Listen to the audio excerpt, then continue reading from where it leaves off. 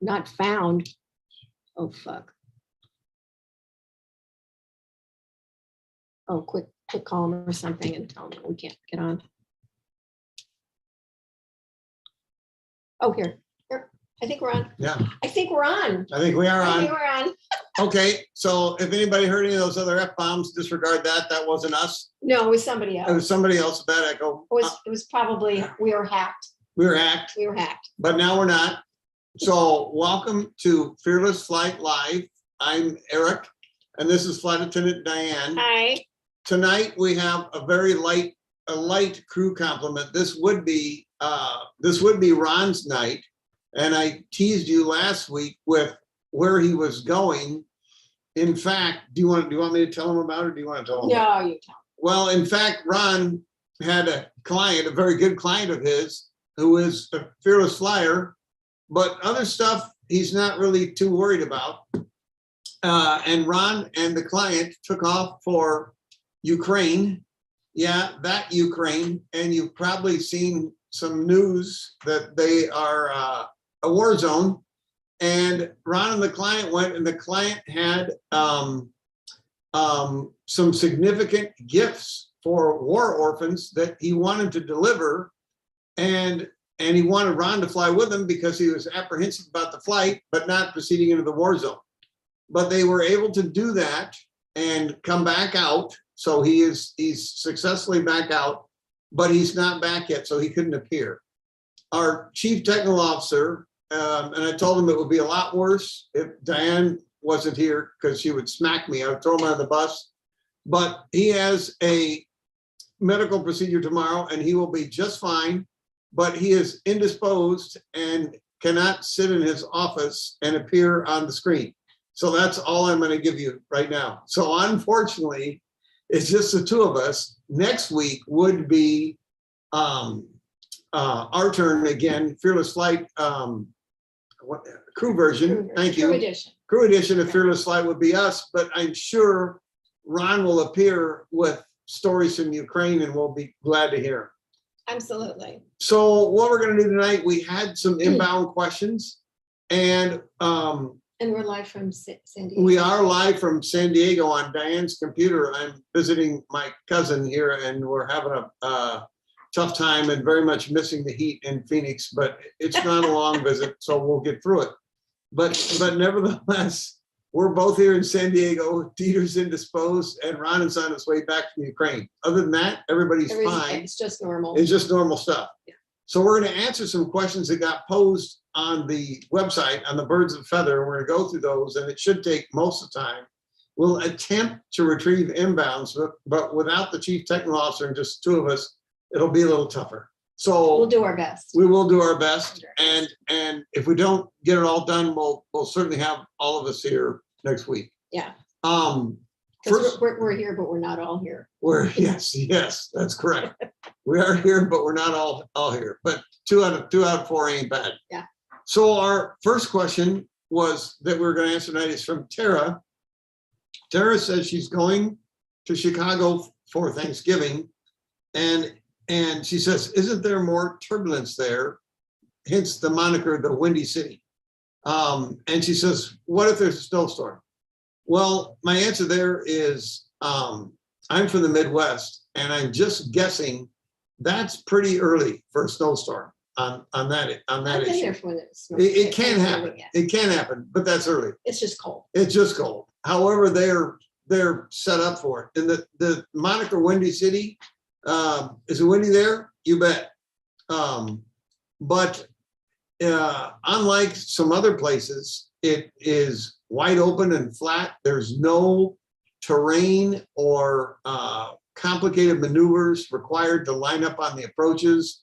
No obstacles to clear, that kind of thing. Everybody's used to it, so that's pretty much just normal doing business there. And I've been places, Boston for one, and Reno, where there are things to clear and much harder winds than I ever landed in Chicago. So I don't think I'd be sweating the Thanksgiving dinner, Tara, especially if somebody's doing the work, not you, and you're doing the eating, I'm calling that worth the risk. Right. That is a busy time of year, flying wise. That That is a really it's a busy big time, deal. irrespective of the turbulence. So when you're making your arrangements as far as getting to the airport, wherever you're departing from, just understand that Thanksgiving is one of those holidays where it's compressed. So depending on what day you're traveling, it can be really busy at every single airport around the country. So do kind of factor that in your travel plans. So good suggestion. And in fact, that used to be for years, statistically before COVID, the busiest. And now I think it's been surpassed by spring break, which everybody has to have a spring break. right, And it's a little busier, but it will be it'll be a busy. heavy travel time, no doubt about it. And some places, the busy travel days start the Sunday before Thanksgiving, and it goes all the way through to the Monday after. So that's another thing to factor in. People want to clear the week. Right, exactly. So Eleanor asked, she was flying somewhere and she said the plane rocked and dropped a bit on short approach, and then it stabilized and it seemed to rock and drop again. And then finally the airplane landed. It was fairly stiff landing. And then she said it was clear then.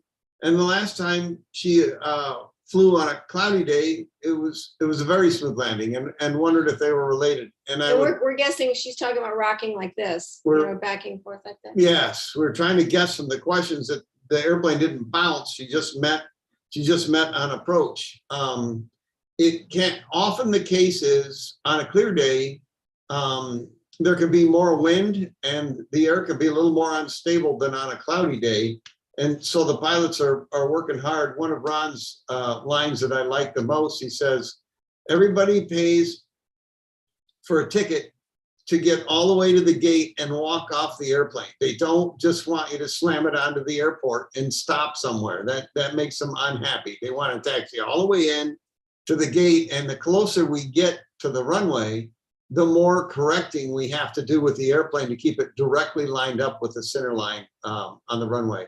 So that may be a cause for some of the rocking. And if it's windy, the pilots or the auto thrust will have to be making adjustments, power adjustments, to keep the airplane right on speed, exactly on speed. So if it was a little bit of a hard landing, well, I'm sure the pilots were chagrined, but that can happen in those kind of conditions. And maybe on the cloudy day, it was a very smooth, not windy day. I'm guessing with what I have here, but trying to answer your question as best I can. So when it's really windy, so is there a tendency for the pilots to want to get it down? Or, I mean, sometimes it seems that way, because I'll be in the back end of my aircraft, I'll be the aft flight attendant. And it is, I mean, we may be doing lots of rocking, and you can tell that there's adjustments being made, a little bit of thrust, a little faster, a little slower as we're coming down, and you can feel the wind affecting the aircraft. And sometimes it does seem that it's like, okay, wham, we're down, because it was getting really bad. And that's when I tell the pilots, even more thank yous that I normally give them. I said, we could tell that you were really working really hard up there. That was a good observation by Diane. And when you are working really hard up there, if you get the airplane in a coordinated position where you can land it in the landing zone, sometimes you have to save your ego for the next trip and just take a firmer landing that you might have otherwise, so that you can get the airplane on the ground in a coordinated fashion. There's lines about useless things in aviation, and one of the useless things is runway behind you. And if you held it off and held it off and held it off, trying to get this perfect landing, you're wasting a lot of concrete and limiting your options. So sometimes it's better to give it up and save what we call the grease landing for the next one. So that's entirely possible. So why is it sometimes when it's cloudy and stuff that it might be smoother, or just? It just seems a lot of the times with clouds there, you'll have stable air. If it's not a thunderstorm, you'll have very stable conditions, light rain, fog, that kind of thing, where there's no wind, no movement, that sort of thing. And it makes it real easy to keep the airplane lined up, and you don't have to make thrust changes, lineup changes, anything like that. It makes it very easy to get on the runway and see it. Let me throw in this one question, because this is sort of along the Sure. lines. There's one from Fair Falchi. How can I keep calm during turbulence? I have severe panic attacks during turbulence. It's kind of feeding into the turbulence question. Would you like to talk about that for a minute and give my jaw a break? Oh, you want your job? Well, certainly if you have the if you have the not foresight, but if you're able to talk to Captain Ron to learn a little bit more about turbulence and how to distract yourself during those times, or again, let the flight attendant know when you board that, you know, this is a flight, I am nervous about it, this is what bothers me.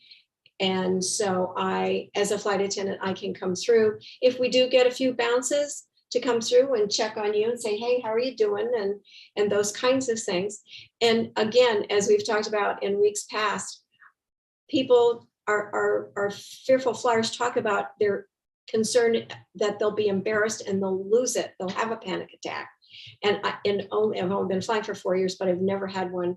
I've never had a passenger do that. So it's something you're telling yourself. You're telling yourself that you're going to have a panic attack and that you're going to lose it. And if you tell yourself a different story, that turbulence is not going to take the plane down, it's just a result of some airflow, some wind, what have you. I'm going to talk to the flight attendant. He or she is going to reassure me it's going to be fine. That's the story you want to tell yourself. So. Very good. That was very well said, Diane. And it's exactly right. You have to replace the story in your brain with reality that the airplane won't tip over. It won't plummet. That's one of our favorite words, and our Fearless Flyers' favorite words, plummet. We don't. The news media. We don't do plummeting, and the media loves to talk about plummeting, which does not occur. That sort of thing's not going to happen. But if you can check in on the website and contact Captain Ron, join the Birds of a Feather. They have many coping strategies for you to distract yourself with, so that you can think about something besides the turbulence while you ride through it. Right. Exactly. Thank you. That helps. I like this question from Dan, although I'm not competent to answer it. He said, part of it I am. He said, how much of a flight is flown with the autopilot engaged? And he says, is it comparable to a Tesla? I've been on 2 Tesla rides ever, and it's so fancy, I can't figure out if the driver's driving or the Tesla's driving. So I have no idea, but I would call 90% of the flight is flown on auto. Generally, the pilots will fly the takeoff, retract the gear, the flaps, get on course, engage the autopilot, and they'll fly most of the descent until they're into the approach area, maneuvering the airplane for the last 5-10 minutes before landing. If they like to fly and they want to fly, they will there. If not, they can fly the autopilot. In some cases, depending on the runway, they can fly the autopilot all the way to a landing. But most pilots have at least enough vanity where if they can land the airplane, they would prefer to do it. So the big chunk of the middle of the flight is flown on autopilot, and just the beginning of the end is flown by the pilots. One of our standard sort of questions, but still something on people's mind, is from Ashley. She says, how do I feel about long overwater flights and there's nowhere to go? ETOPS. Is what we call ETOPS, airplanes that are specially certified for 2-engine flight over long distances with no alternates, and we have a lot of material on that stored. But I will say the short answer on that is nowhere to go is not quite fair. There's always at least 2 places to go, and sometimes 3, depending the way the airplane was dispatched. The airplane can turn around and fly back to the coastline to one of the airports from where it left prior to what we call the equal time point between the coastline and the destination, or if it is past the equal time point, it can continue on to the destination and land there. And we keep very, very close track of where we are over water, where that equal time point is, so that we know if something happens, which way we're gonna proceed. We also have from our company dispatch a full flight plan already loaded for the diversion if we have to turn around and go back, or if we have to go forward. It shows us the altitude we can maintain on one engine, what our fuel burn is going to be, what speed we should use, what the time will be to get there. Each flight is dispatched or flight planned to have a single engine event in the middle, so that you would either turn around and go back or press on and go forward. And we already have the contingency flight plans both loaded into the airplane flight management system and on our tablets of exactly where we're going to do, where we're going to go, how we're going to do it, how fast and how high. So we're not going to wonder like, oh, well, it seems a lot quieter than it was a minute ago. Like about 50% quieter. This is very bad. The decision's already made. We've already made that with the dispatcher. So in a way, it's a relief. We don't have to pick from 10 good alternates and try and decide which is best and go back and forth with dispatch. It's a known in advance quantity. So I hope that helps. Yeah, and that becomes more important, and not more important, becomes a question we may hear more, because during the summertime, we have a lot of our people are going on vacation. They're going to a lot of them to Hawaii, maybe to Europe, maybe wherever, but Hawaii is a real favorite destination. And so that's probably a question, even though one person has asked, that we do get for that reason, that they're taking their fam, they really want to go, and they're worried about that. And one thing, and you're talking about that, you always have all the answers are programmed in. And even if it's not over the water, if it's not an extended over the water flight, when we leave, when we have a briefing, so the crew, on every aircraft, I'm sure you did the same thing too, the pilots and the flight attendants have a briefing, and we talk about all kinds of things. And one of the things we talk about in particular, if there's some weather, we may be actually even irrespective of the weather, is we talk about alternates. So we are flying from city A to city B, and the captain will say, and here's our alternates. And we may have at least one, if not two, alternate airports, that in case the weather is bad, or in case we have some kind of an emergency or whatever, that we can land in with the fuel and whatnot we have on. So, I mean, there's always, no matter where you're going, as soon as you get on the plane, you need to understand and be confident in the fact that the pilots have, there's always plan A, plan B, plan C. There's always kinds of many backups, so that notion of redundancy is just, in aviation, very thorough, really very thorough. One of the last ones I might hit, they're all good, but in the interest of time, and comes up repeatedly, Roxana asked about the what is the status of 5G transmissions, both phone and the towers, for aircraft safety, and that is covered by the media, sometimes well, sometimes not so much. And I will tell you, not to be concerned about that.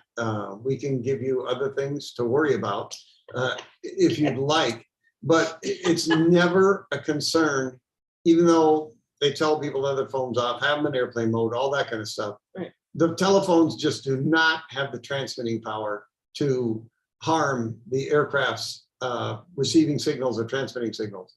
We used to make big PAs when we were shooting instrument approaches in restricted weather conditions, fairly low weather conditions, where we expressly ask people to turn them off. And we don't do that anymore, other than the general put away your personal devices and that sort of thing. They're not going to harm the aircraft's ability to send or receive navigation signals. What the worry about is with the 5G transmitters is if the cell companies have installed these near airports where the wave propagation from those cell transmitters could interfere with the airports themselves physically transmitting navigation signals. So the debate is the positioning of these near airports, and the FAA is on that to restrict that. And even if there was a problem, the only time that would become an issue is in low visibility landings where we need those for guidance to the airport. But I'm trusting in the FAA to make sure that any of these that are transmitting cannot interfere with an airport navigation signal. And I remember a year ago or 2 years ago, there was a news report about an elderly gentleman seeing the young kid on his phone after the crew had asked them to put away the phones. And the elderly gentleman was so incensed by this, he got up and beat up the teenager on the airplane because he wouldn't turn his phone off. And I'm not sure how that was resolved legally. And I opined it's probably never a bad time to get up and assault the teenager, but the phone use on the airplane is not going to impact the ability to fly on autopilot or otherwise at the signal. So yeah. I hope that helps. It will just annoy all of the fellow passengers. It will annoy all the other and annoy the flight attendants as well. Yeah. They'll be thinking about it. Yeah. So I've got a couple of other little comments here. One is from, we want to say hello to a couple different people here. Hi, Jim. Hi, Jim. Dude. Hi, Jim. And Joey Tuccio was talking about he was so scared to fly, but after using the tape, the harmonizer on every flight, he even went to Africa and Scotland. Way to go. Wow. Oh my God. That's not just going from Dallas to Waco, honey. That's going a long way. Many of you are, if there are many of the viewers who have not flown or worried of trying to get over the bridge, many of the people that have gone over the bridge and have flown, I'm very envious of. They've gone bigger and more frequently and farther than I ever have, or right. Probably ever will. So you can get over this bridge too and do the same thing. Right. And hi, Tracy. Hi, Tracy. And Jim brought up a very good piece of info. Download the TSA app and you can check on wait times at the airport so you can plan ahead. And that's true. I know that, I think it was last week, we were talking about Phoenix Sky Harbor, where I'm based. The airport, and this is probably true for most airports now, they all have a website and you can go and scroll through all the menu. You can find out a myriad of information with regard to wait times and parking situations and what lots are full and how much this is and that sort of thing. So you really can get lots of information about your trip before you even leave the house. So that's really a really good thing to use. The Tracy, thank you, Tracy. This is very sweet what you said. She says, Diane should do training for flight attendants for the caring, come by and check on you approach. Some of them could use that type of sensitivity training. Really? You think? Yes. Yes. They could. Thank you, Tracy. Thank you, Tracy. That's very nice of you. I'm not sure they would want me to be teaching it all the time because you said really quickly. I'm just agreeing with you. Jeez, I know, but that was so quick. Sorry. Okay. Oh, you are too cute. Okay. Well, I can't even go from Los Angeles to Texas. You will be able to do that, you will be. We promise you. Oh, there's one thing we had talked about before that you mentioned. It was on the news about one of the mainline aircraft had a situation with the air conditioning on the plane. Not working or working only partially, and the cabin became overheated, and there were passengers and apparently at least a flight attendant or two who didn't succumb but were very adversely affected by the heat. They may have had to get out oxygen, but we carry oxygen bottles, just to throw that in as well. So we have portable oxygen with masks that we can administer oxygen to passengers. without, you don't have to have the oxygen mask drop. That's for an emergency situation, but we do have those. And so apparently there was a problem with that. And this is definitely a problem in the summer, particularly in this southwest part of the country where it's been, what, 116, 17 in Phoenix. And so explain that air conditioning situation. It wasn't completely reported correctly. And I don't have all the answers. The reporting said the airplane taxied out. It's on a flight from Las Vegas to Atlanta, taxied out with the air conditioning inoperative. And that's not possible because the same way the airplane is air conditioned, it's pressurized. And I can guarantee you they had no intention of flying to Atlanta unpressurized. But they may have had a problem with one of the two main air conditioners. You can dispatch or fly the airplane with only one of them working.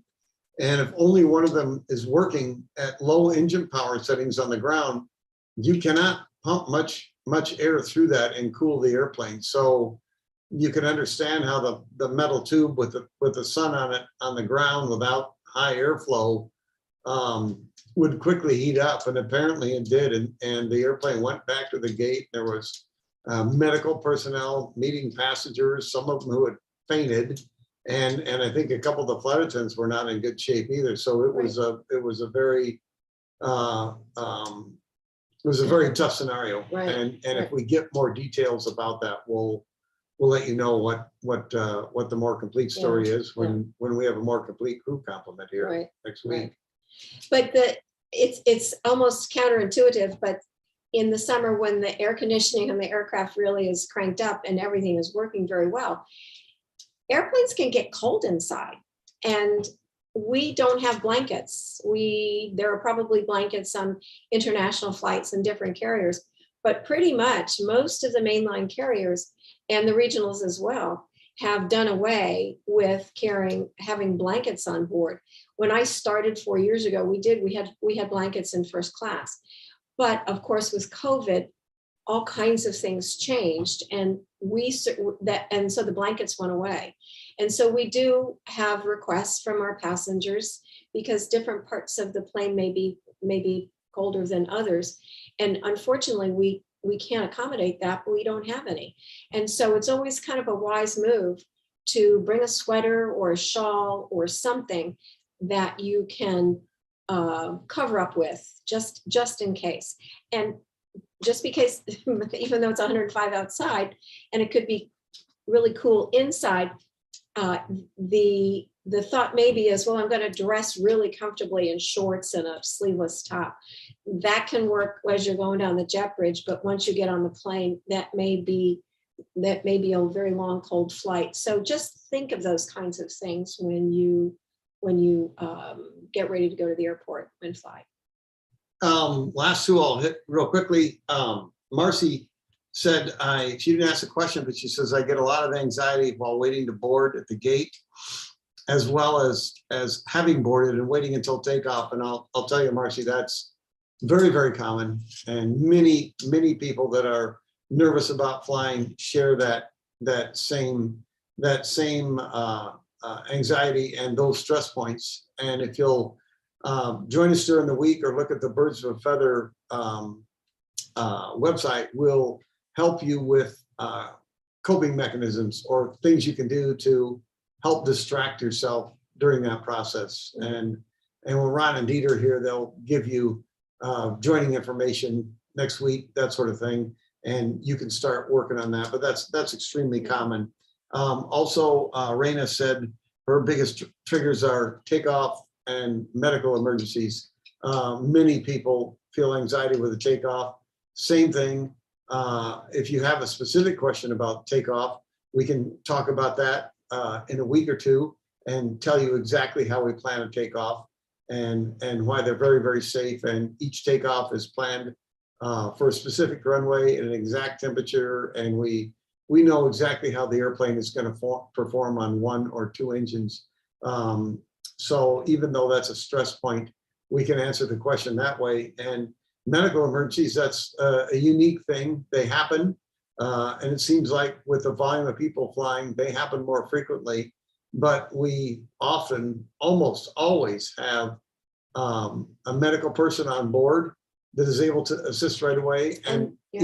each airline has Right. a contracted medical service that we can call on the radio and relay conditions to, and get advice from a doctor on the ground who's doing nothing but sitting there waiting for calls to come in to help us judge whether this person is stable, what we can do for them, whether we need to divert or not. So Yeah. we And, have help. And the thing, and even before we get to that point, when we've talked about it in the past, that we go through training, the pilots and the flight attendants, you guys and gals, pilots go through a little bit more frequently, but our training, we have recurrent or continuing qualification once a year, and you have to pass everything. And we have testing with regard to specific skills, but a lot of our training is dealing with specific scenarios with regard, okay, what if this happens? What if this happens?